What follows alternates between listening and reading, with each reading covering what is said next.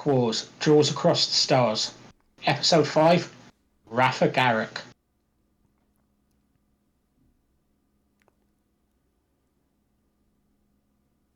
With Benkernow's fashion sense saved from certain destruction, he has left Lando Calrissian with complete control over the Empire's wardrobe and its valuable cloak collection. Olympus has turned his attention to the conflict between Star Wars and Star Trek fans, devising new contests to judge who has the best cosplay. Meanwhile, the most powerful of the Empire's fashion police have gathered at Garek's tailor shop, prepared to pick out who has the best outfit. Hello everyone, welcome to episode 5, The Wrath of Garek. Top 5 outfits today. I am Olympus. This is... And I'm Benkernow. We're both here to have a friendly chat using the ranking system to have a nice conversation about Star Trek and Star Wars, specifically top 5 outfits, as we've said. So, just for reference, this is our second go at doing this.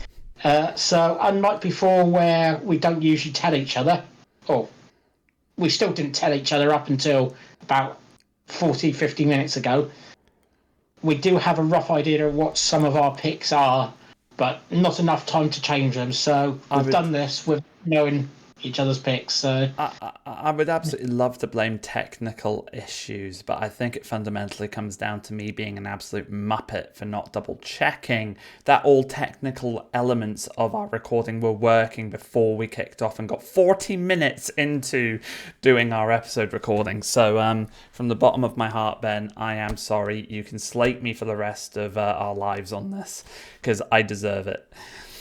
It gives more time to talk about Star Trek again, and maybe we'll start talking about something that we didn't pick up on the first few goes. And very good point. Yeah. And this time I have coffee, not apple juice. Yay. So, I'll tell you what.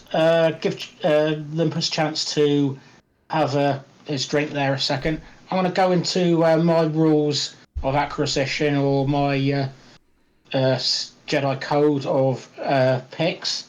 So, if I can actually find where they are on my screen. So, the question is, would I wear it, or would my character in Star Trek Online or Star Wars The Old Republic wear them? Does it look great? Does the outfit look great? Does it say something about the person or the group? Again, that one I set up at the beginning, but I've slightly broke it with these. Are the outfits unique? For the most part, yeah. Again, I've probably slightly broke that rule as we went along. And does it do the job both for the character and or for the episode / program that it's on? And I had a couple of rules I was doing as I went through, which I'm going to explain as I go through. Olympus, of course, I know the answer to this already, but please, for everybody out there, what were your rules? Yeah, so my rules were almost I have no rules, but I have accidentally landed within a couple. Most of these are outfits that I would wear in a cosplay scenario. All of them are definitely outfits that I would have my characters in a computer game like Star Trek Online or Star Wars The Old Republic wear. I think all of them are very cool outfits, all in very different ways. And I would say all of them have very significant meanings in one way or another as well. So yeah, I guess maybe not quite firm rules from me, but guidelines that I fell into without needing to try and follow. Sometimes subconscious rules are good as well, even if you don't know you pick them. Exactly. Yeah.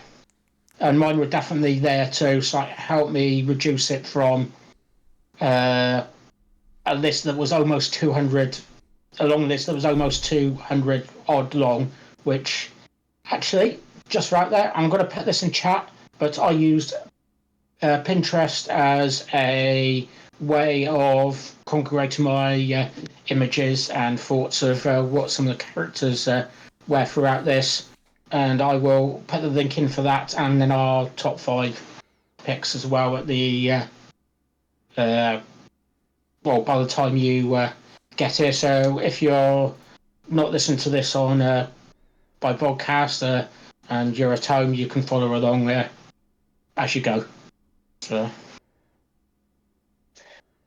fantastic, brilliant, thank you, mate. So I guess we can kick off with our top 5 now. I think if we've not forgotten about any other things, I don't think we have. So without any further ado, would you like to kick us off with your number 5?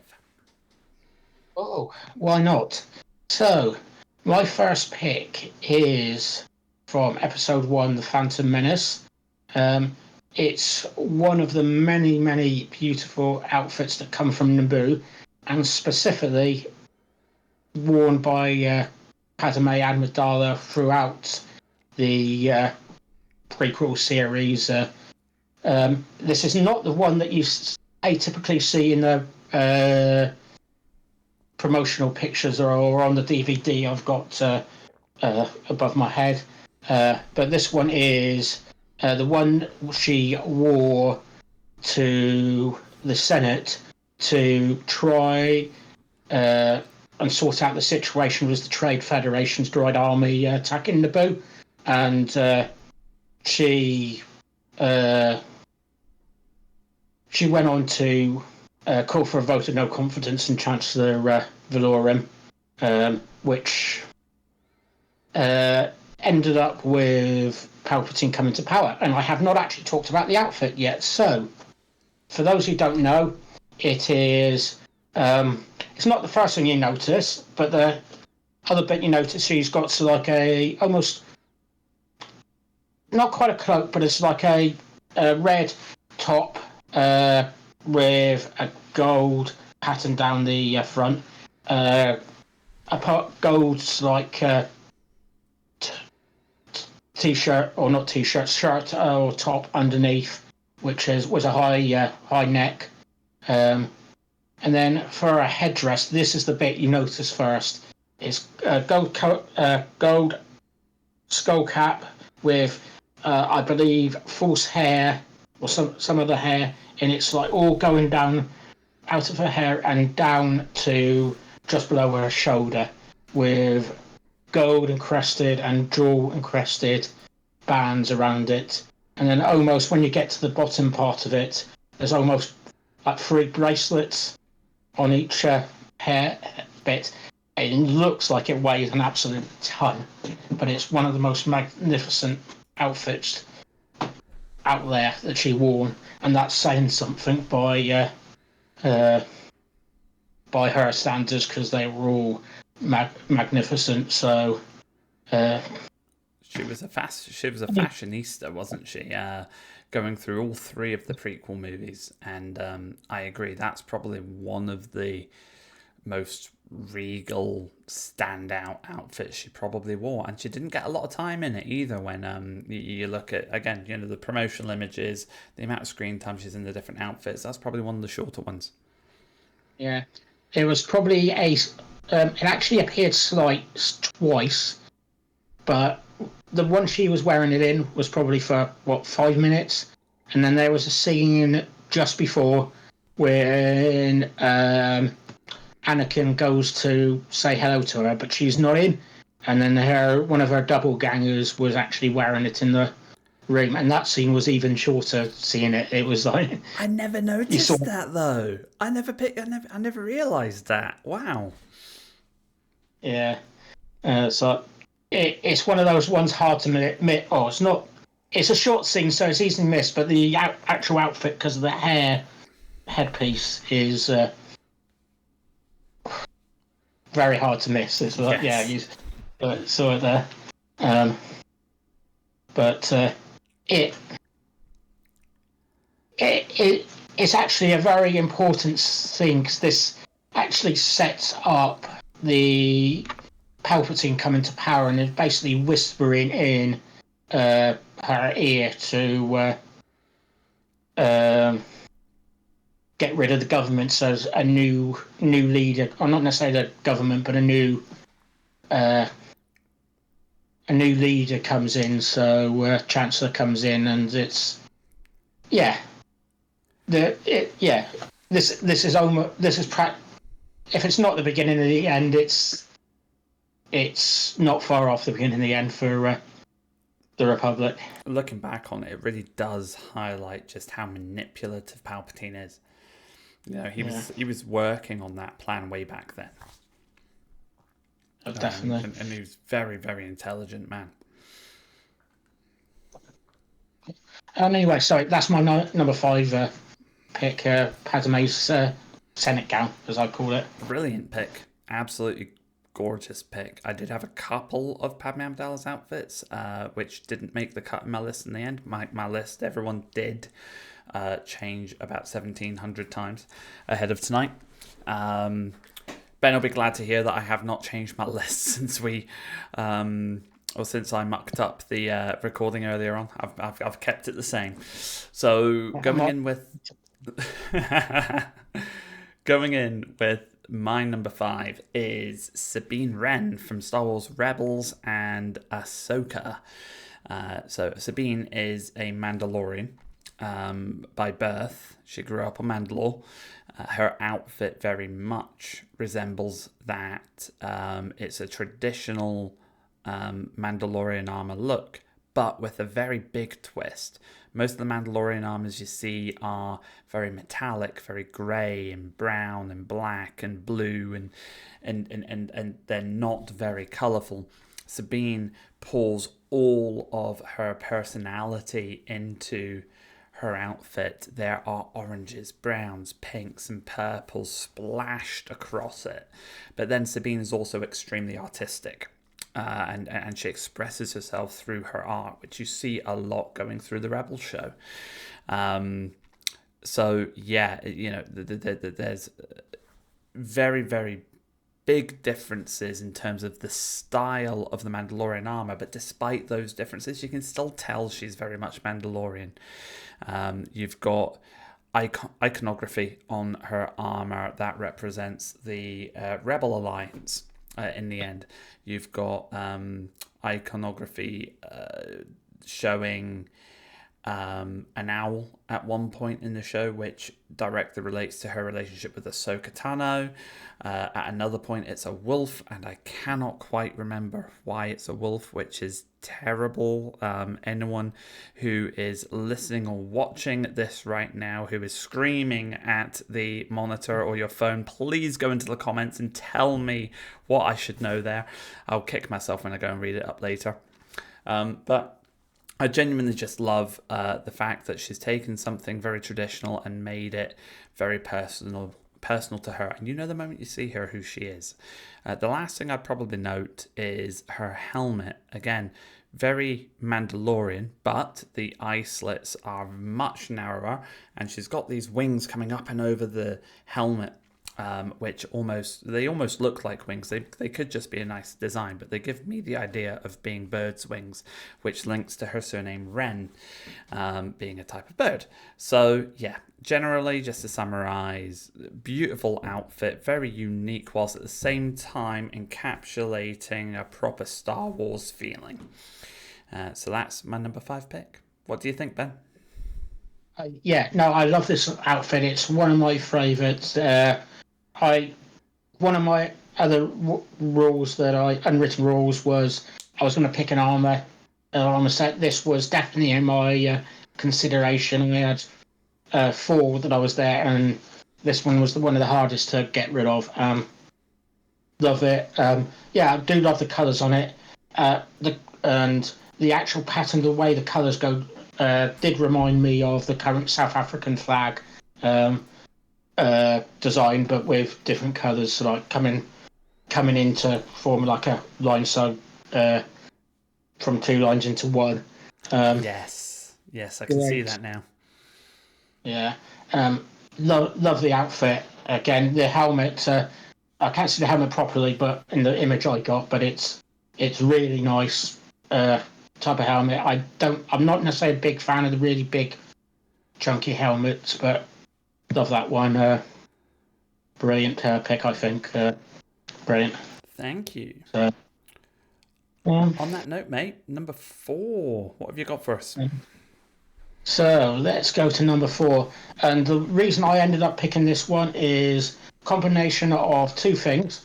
One, I had to pick a holodeck outfit because I think the holodeck outfits in Star Trek are absolutely amazing.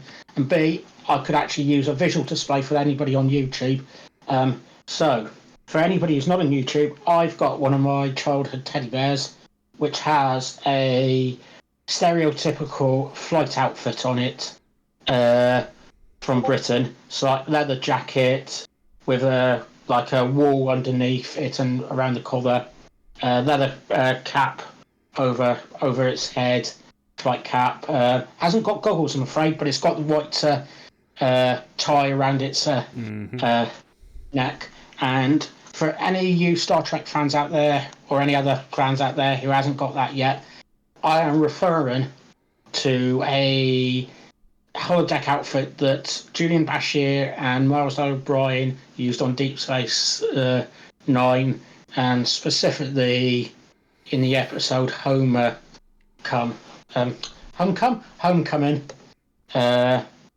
And you see them coming out of the holodecks and going down to the actual bar at Cork's. Miles O'Brien's got the flight cap on with the goggles on the top of the head. Julian hasn't got the flight cap, but Miles O'Brien puts on a lovely posh English accent on there, which is actually, other than it just sounding weird, but it's more weird coming from an Irishman. It's like, yeah. But I'm sure he does a better posh British accent than me. Anyway, comes down, stood in full-on like RPG mode, and orders a scotch and a beer, and downs them both in one's going to Clive, who was one of the characters on the holodeck, we presume, and who had just been shot down in the Battle of Britain, and nearly go and smash the glasses, throw them across before getting stopped by the barkeeper, Cork, saying, "Remember what I said about throwing glasses." They did consider going back and carrying on, but they were all a bit down because in this episode, and I called it wrong name earlier, which is actually called Homefront, from season 4. The Dominion, who were the big bads at the time, had just attacked Earth, and it had got a lot of people, especially from Starfleet and the Federation, who consider Earth home, whether they're actually born there or not. It put them in a bit of bad mood, and they just that carried on. But one thing you did say earlier, which I liked, and it's like, even during war, even if they didn't do it they're still trying to find time to enjoy themselves, relax, take the pressure off from the war that's just become real. Yeah. Any thoughts, Olympus? No, mate, exactly that. I just think it's a very human and very relatable thing that you see Bashir and Brian doing, just to try and get out of their own heads and get out of that very tricky, very upsetting, very emotional situation that they find themselves in, and also brings to life their friendship as well, doesn't it?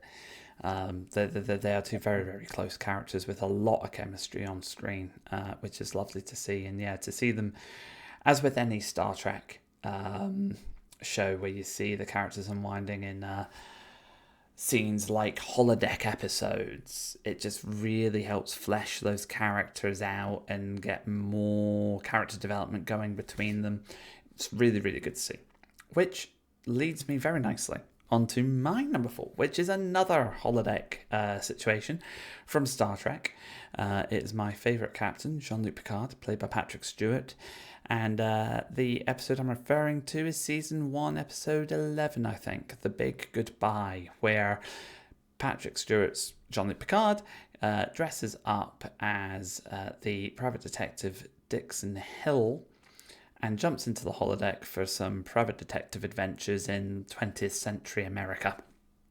It's very, very fun. You see this captain who up until this episode has been a very serious, stoic, by the book individual, and you see him letting his lack of hair down and really having some fun, much needed fun, which Troy is very much pushing him to do at the start of the episode. You see a lot of other characters getting involved as well, that you mentioned earlier on, Ben, like Data, the historian who we see in that one episode and never again, and the doctor. I don't know what that was, but Dr. Crusher. She is also jumps in and joins in with the fun. She dresses up in a 20th century ladies dress and outfit, and ends up sitting very nicely at one point in a police station waiting on Dixon Hill, leaving an interrogation room while she's trying to copy another woman, a holodeck character, learning how to put makeup on, because makeup isn't as big a thing in the 24th century. And then you see Beverly chewing and swallowing gum, because chewing gum isn't a big thing in the 24th century either. And you know what I love about that episode, to completely digress from the outfits for a second, I'm sorry, is just it brings to life as well how much they envisioned life would have changed between 20th century and 24th century, to the point that, you know, there's previous episodes where you don't have headaches, we don't have chewing gum, we don't smoke, we don't wear makeup. You know, it's very it really brings that to life. Talking about the outfit, to go back to Dixon Hill, the reason why I love the outfit so much, it's very 20th century. You don't get people dressing like this anymore. So it's the grey shirt with the unbuttoned collar, the sort of maroon style tie that's a little bit crooked on the top sitting there, the suit jacket, the big overcoat, the big raincoat. And this absolutely gorgeous hat with the dark band that runs around it. It's just a very cool outfit. I just think it looks cool. So that is my pick. What any thoughts, comments, etc., Ben? I love that, and I got a picture here, and I'm looking at one of them, and I'm sure from what I've seen, the picture I've got has got Data in a pinstripe shirt, which I don't remember him wearing, but it actually looks quite good in it, in this. But while you were saying that, I was debating whether this was like the 1950s or 1960s. What do you reckon? Now that is a good question. The Big Goodbye. I'm Googling it now. Again, the outfits were really good for all the characters here. You got the old cars. So even by the time this episode aired, this was not them going for a cheap budget and going out in the streets in 1980s and 1990s Los Angeles or San Francisco to do some filming. This was still, they would have had to got the older cars in and old outfits here. So the costumes would have, it was probably a bit cheaper because they were still doing it out on one of the streets, I'm sure, or in one of the filming knots out there. But again, love the outfits and such like. 1934. even earlier than I thought.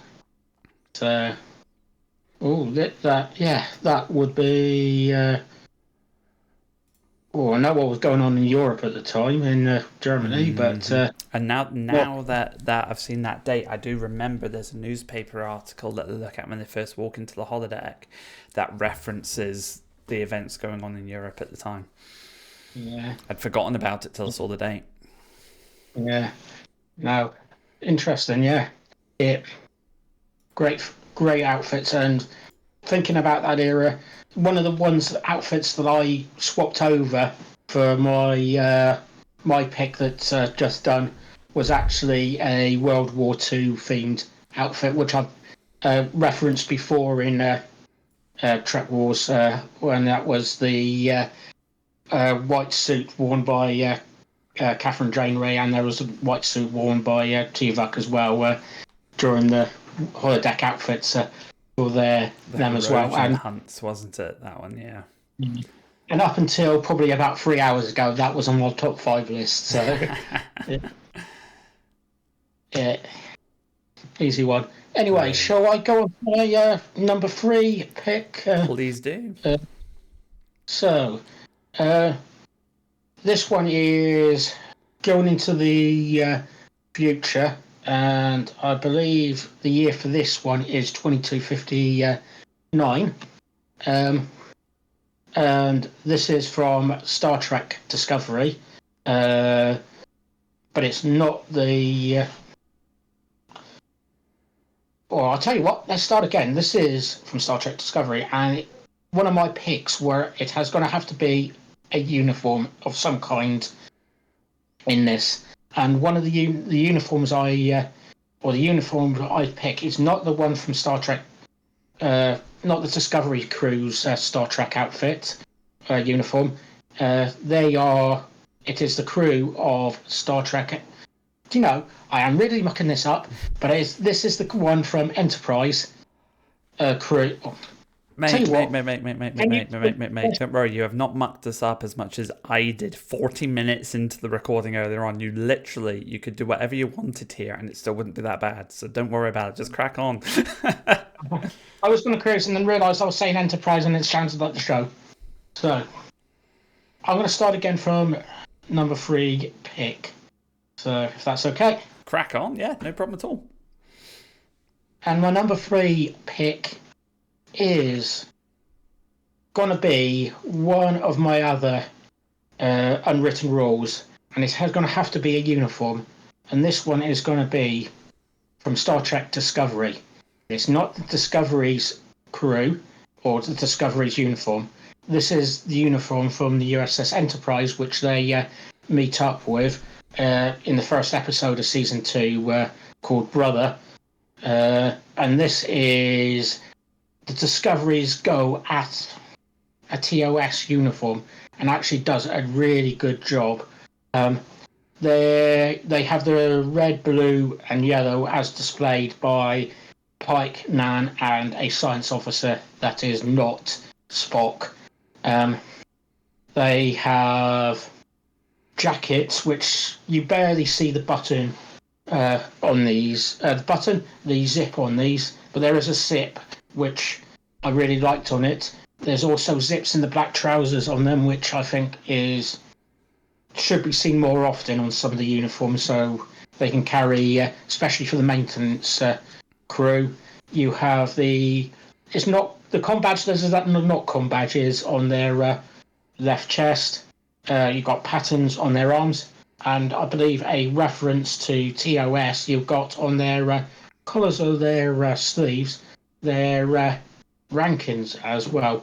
The only thing that nearly lost it for me, but still actually looks good, is it's a sort of collar, but not a collar, but like a black band around the neck, which almost looks like it's loose on the top, but actually still looks reasonably good. And it's when I saw this, I went, "Wow, this actually looks really good," and is a nice reference to the original series uniform, and actually managing to improve on it, in my opinion. Olympus, any thoughts? I totally agree with you. And I agree with you so much that I'm going to do what we do every single episode somehow. And I promise everyone, because this time you're going to hear this and it's like, yeah, you've totally planned it this time because you mucked it up earlier, didn't you, Tom? But no. Honestly, guys, anyone listening or watching, we do not share each other's picks ahead of recording. And we've done it again, same as every other episode previously. We've come across something that we've either matched or been very, very close to matching. So I loved your pick so much, Ben. I've gone as well with Star Trek Strange New Worlds. So not the uniform that you see the Enterprise crew wearing in Discovery. It's a Strange New Worlds version of it, which is a little bit later on. So this is evolving that TOS style a little bit more. And there are two versions of the uniform that you see in play in the series. So the first one I'm talking about is the one that you see most of the crew wearing, including Pike and Spock. And that is the completely bright coloured top, whether that's yellow or blue or red. It's the V-neck with the little black t-shirt underneath, so you just see the top of the black collar. You've got the rank still on the arms, which is another nice nod to TOS. You've got the delta sticking out on the left side of the chest. And you've got the delta pattern that was on the Discovery uniforms. You've still got that running across the shoulders and down the arms, but it's coloured in with the same colour as their uniform, so it's not so easy to see, but it's a very nice little touch. The other element as well, which comes from Discovery, which they've coloured in, so it from a distance you don't notice it, but in Discovery you had those slightly different coloured patches going up the sides. So in the V-neck straight version of the uniform that I'm referring to just now, you've got those panels are almost on their sides still, but they're matching the colour of the uniform, so you don't really see them very well. The second version of the uniform that you see, and off the top of my head, Una Chin Riley, number 1, and Uhura wear this type of uniform. Again, it's the same colour schemes, but it's more like a dress or a scant. You've got the zip that runs down the front of it, similar to the Discovery Enterprise version. All the other similarities are the same, but you've also got those panels which are filled in with the solid colour with the other officers. You've got the panels being black, solid black on Una Chin Riley's version. I think Uhura's too, and actually it's very, very smart, very sleek. Both uniform variants work very, very well together on the same bridge, and it's if I was to go out cosplaying, which I really want to do at some point, that's a Star Trek uniform that I want to be wearing. It's that solid one that Pike and Spock wear in particular. Yeah, no, totally agree. And I was probably that close to picking it. That one. I think the only reason I didn't myself is I wanted just to keep to one uniform on this, or try to keep to minimal amount of uniforms, just to help me get my numbers down on this. And the main reason I picked the other one was because that came first, and I went wow was both of them, but the other one literally came first. And I prefer the jacket style on it compared to this one. It was a decision of being very pedantic with that choice, but I think that one might have just picked, maybe got 10th or 11th place on my list if I had gone further. Amazing. Is it a bad time just now to tell you that the audio's not been working again? I'm winding you up. Yeah. Oh, how to annoy your co-host? Yeah. Um, 100%. I but couldn't help myself. I knew I had to do it at some point. No, everything's what still what working fine. I think I've been nearly when just as I was starting my next one, which is roughly when we had the problem. It was Um, exactly that's why I picked now. yeah. Anyway, I'm going to pick my number two pick before I get totally wound up by my co-host. So this one here is one of my other small unwritten rules. I wanted to pick a armor set, armored outfit, and um, this one I decided in the end I did not go for Mandalorian outfits, which has broken my heart to be honest. I have not gone for Stormtrooper outfit. I have not gone for the fancy armor that the Mirror Universe have in Star Trek.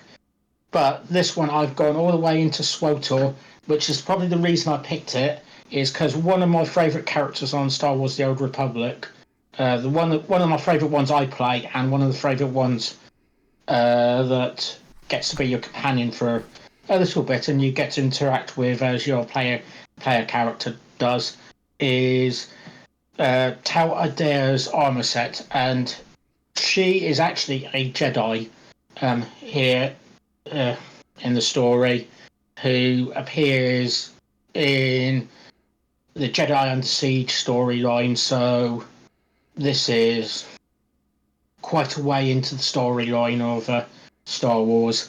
But she's got a lot of blue armor plating, chest, thighs, lower legs, arms, I believe, and then the rest of it's like a dark ones on whether it's on her gloves, her boots, her shoulders, and then it's topped off with almost half a Jedi cloak, which is probably the other reason why I went for it, to try to get a Jedi cloak and a armor set all in one. Which this cloak's going down her left hand side, held on by her arm piece and her belt, and God knows how you manage to keep that in place wearing that in real life. But it has a good it. I think it makes a unique character. It's a unique outfit, which is what another reason I went for it.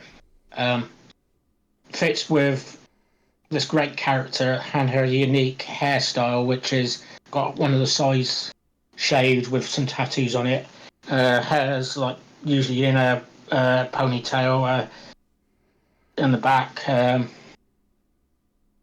Love it to bits, this pick, and I haven't actually had chance to hear your opinion on this, so this is completely new to me on this one. We're So back to where we needed to get to.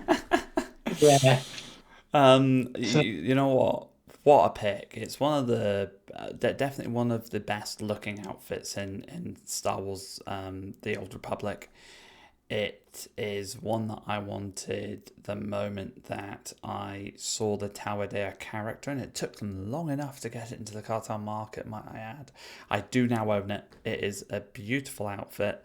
It's got that very Jedi general look about it that you kind of see in the Clone Wars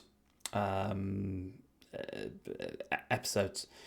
And that's one of the reasons why I love it so much. And the cloak, the way the cloak just like glides underneath one of the shoulders, I think it's one of the shoulder pieces of armor and pulls down. It's beautiful. In fact, it doesn't go under. I think it goes over. I think it goes over it. in the end, it's over. But I think mine's a fan art image rather than It probably the does go actual. over. It probably does go over.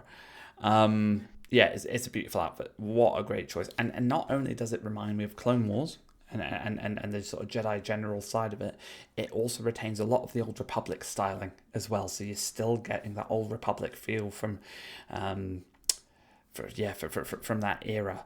The only outfit that I felt like I wanted to buy the moment I saw it on another character in the Old Republic like that was back when the game first started. I was playing it in beta, and it's when you see Satil Shan for the first time.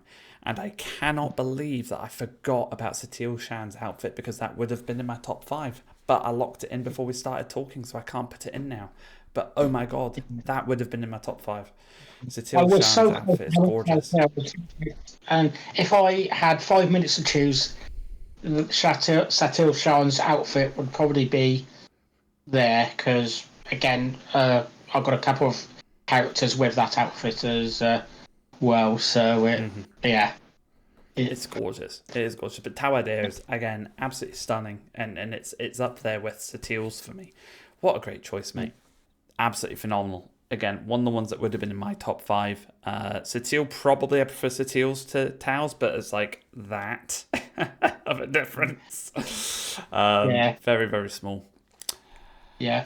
Anyway, what's your number 2 pick? And I have not heard this one yet, so I'm looking forward to it. That's right. So I have a quote. Let's see if you can guess from the quote. I did have a quote. Be careful not to choke on your aspirations. Oh, this is from Rogue One. This would be Darth Vader talking to what's his name? Director, someone. Director. Krennic? Krennic. He had his like a white outfit, and I remember correctly. He was the main protagonist for Rogue One. He was. He was from at the beginning, or was, yeah, no longer. Spoiler alert. No, he was, yeah, absolutely. But it is not Krennic. As much as his outfit was very unique, and actually, I loved the outfit that Krennic had, because again, he stood out, and it wasn't just the color being all white; it was the cape. There aren't many Imperials you see walking around with capes. So no, it was a lovely outfit. But no, it is Vader I'm talking about. That classic black armored outfit that's keeping him alive. It's basically a life support system on legs. It's just it's mysterious, it's menacing, and it is utterly infamous. From the appearance of it, with the stance it gives him, the cape billowing behind him, and then obviously the voice that the mask gives him with the metallic breathing, and it's just all so sinister and dark and twisty, and everything a villain should be. And I feel that outfit just really helped bring Vader to life, as well as provide him a very strong backstory at the same time. So yes, Darth Vader's outfit, absolutely for me. And again, if we could have Darth Vader's outfit in Star Wars: The Old Republic, I would 100% snap that up. If I could have a cosplay of it that would be half decent, I would also snap that up. Yeah, beautiful outfit. What do you think? Yeah. Iconic, definitely. Very, very famous. It stands out. Enjoyed it. Was the mask and the lore behind why he has to wear it as well, and the end at the end of Hope, New Hope, not New Hope, the original trilogy, him taking the top off that image, iconic as well. Oh yeah, I'm glad you picked this. Actually, really glad you picked that. It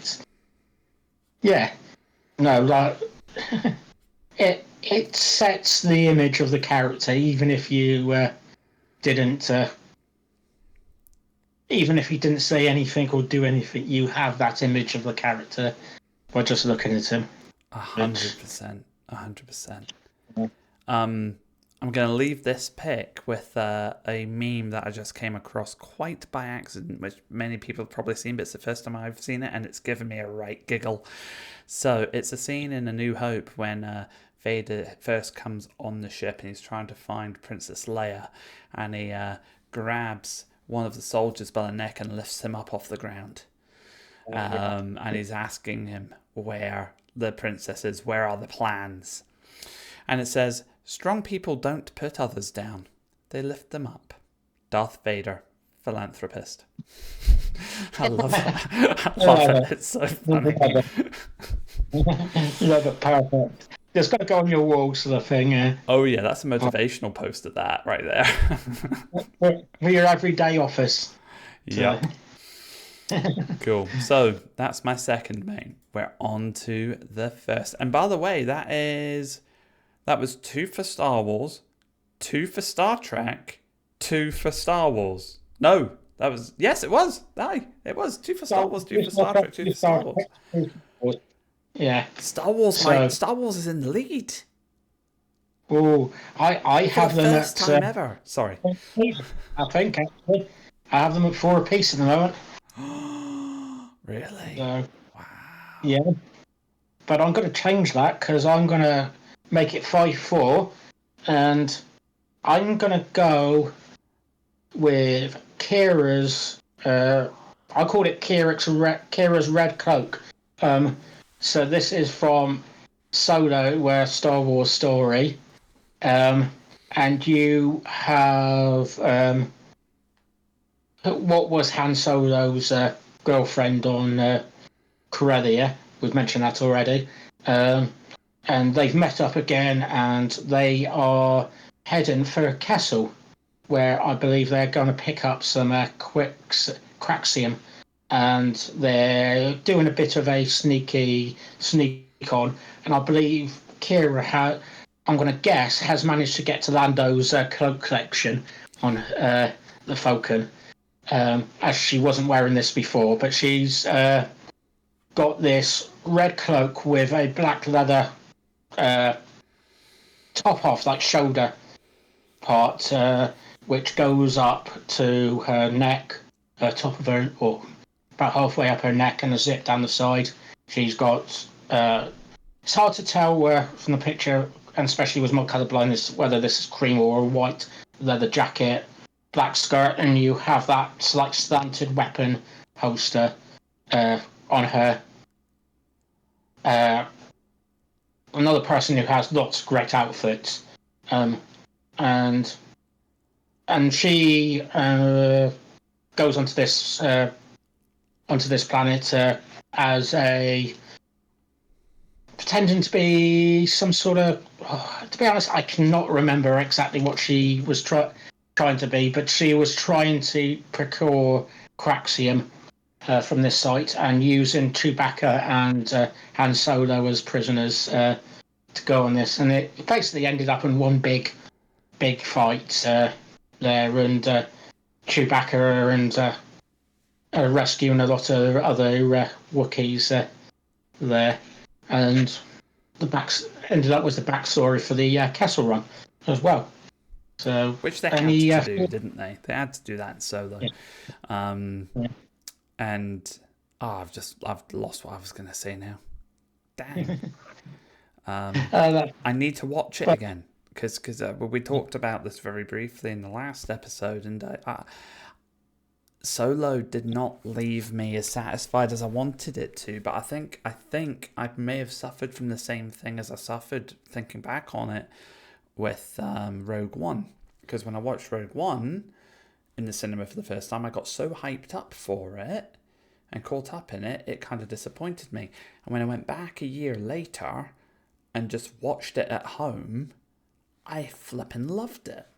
Absolutely loved it. So I think I need to give Solo another try. Yeah. And one thing I actually want to mention here is we also, in theory, it's not getting the first appearance of this outfit, but in timeline-wise, the first appearance of an outfit that I believe we see Lando Calrissian wearing when they, in episode 5, go to rescue Han. Oh no, it would be episode 6. Sorry, to rescue Han Solo. And we get, I don't know how to say it, but it's like a helmet, and it's like a nearly half-bone mask sort of thing on his face, and a few other things, which I presume stayed with the Falcon. Orlando took it when he left, one or the other, I can't remember, but has a lovely reference to that outfit as well, which I was tempted to pick just because of that. Oh, brilliant. Great pick again, mate. Yeah.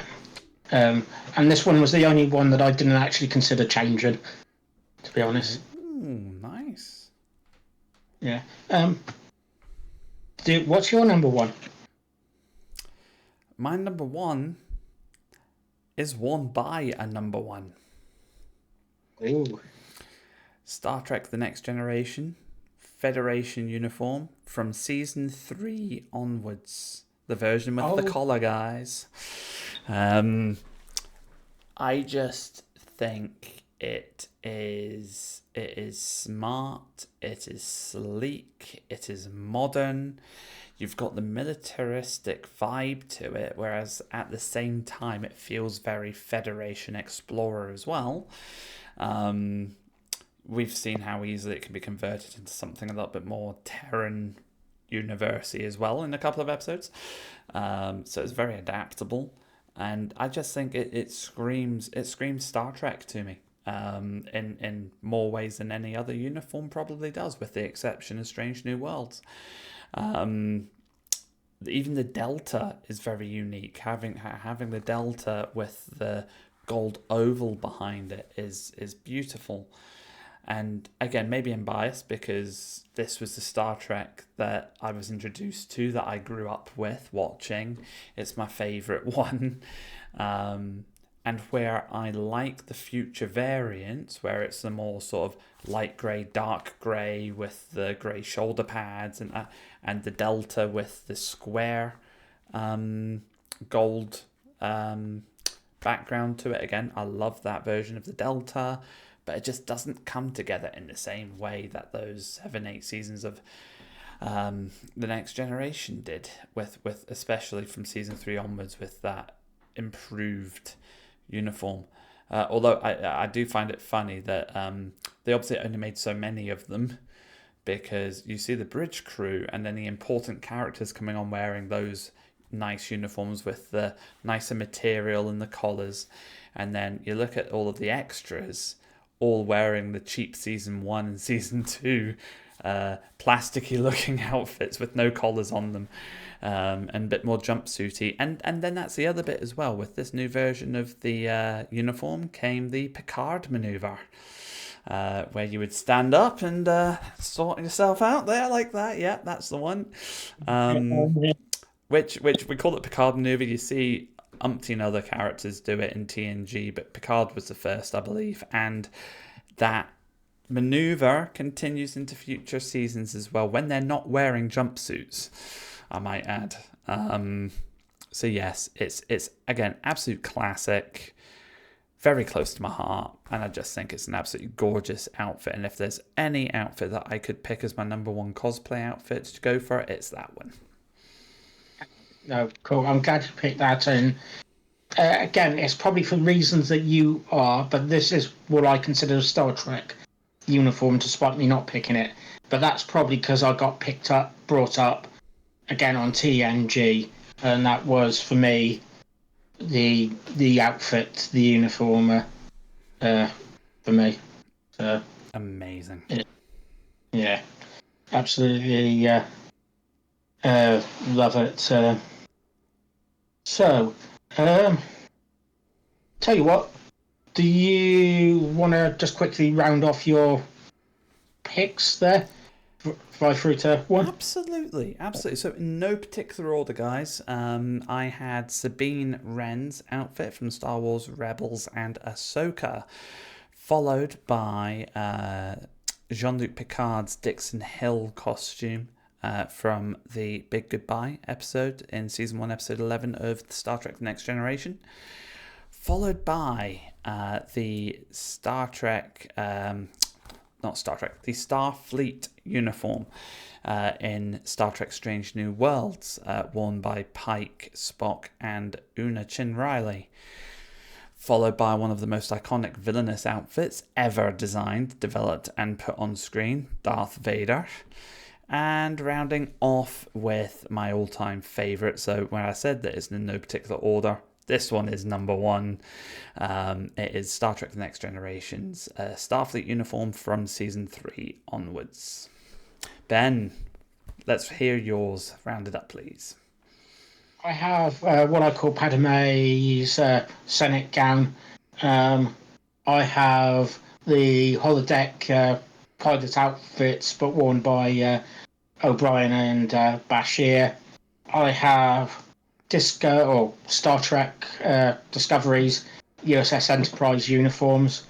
I have Tal Idea's armor set from Star Wars: The Old Republic, and then I have Kira's Kessel red cloak outfit from Solo outfit as my number one. Phenomenal picks, mate. Where does that leave us from a rankings perspective? Because I think if my mental maths is on track, we might have a tie. We'll do 5 apiece. 5 apiece, and the final round was the only one where it wasn't one or the other. So that was the only one where it was split. So 5 apiece. Any honourable mentions from you? And preferably, not the whole list, because I don't know if anything on mine, it can be here an hour. It's not 200 long, but it's significant. So honourable mentions, I've already mentioned Satil Shan's outfit, which I think is absolutely gorgeous, and the moment I could snap that up in Star Wars: Old Republic, I did. My main character, Miriel, wears that constantly. Sticking with Star Wars, Obi-Wan Kenobi and Anakin Skywalker's outfits from Star Wars Episode 3 because of their similarities and contrasts at the same time. If you put them side by side, you can really see a defined difference, and equally the similarities in the design. But the difference is primarily focusing around Obi-Wan's being much lighter, Anakin's being a lot darker. Any others? I would say Star Trek First Contact onwards, although I think there's a variation of the outfit that looks almost the same in the tail end of DS9 and the tail end of Voyager. So I'm talking about the grey and black outfit with the improved Delta. I say improved Delta. I prefer the TNG Delta, but the more modern looking Delta.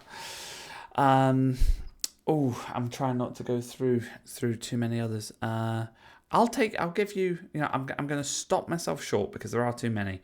I will give you one honourable mention outside of Star Trek and Star Wars, and that is the USS Orville. So the Planetary Union's uniform, which is similar to Discovery's in that it's all blue, different tone of blue, but it's all blue. You've got the ranks on the shoulders, but the actual number of bars similarly is represented by the number of pips in Star Trek. So there's another Star Trek similarity with the Orville. And their badge on the sort of left side of their chest has the icon for the relevant department, so whether it's engineering or science or medical or command. Oh. Again, a throwback to TOS Star Trek, I believe. At some point, they also resembled the different departments. So, I'm going to stop there. What honourable mentions, top honourable mentions, do you want to run through? There's a couple here. So Bo-Katan is one I had in my top 5 for a long time. Her armor set and the owl helmet was really good on that. Also second to that one, just behind that, was Kostya Reeves, also from The Mandalorian. Her uniform is very similar on Mandalorian. The only thing that puts her behind Bo-Katan was her helmet was just plain blue, whereas Bo-Katan had an owl on it, hers. Then I'm going to go to, there's 3 other holodeck outfits that I was going for, which I was so close to picking.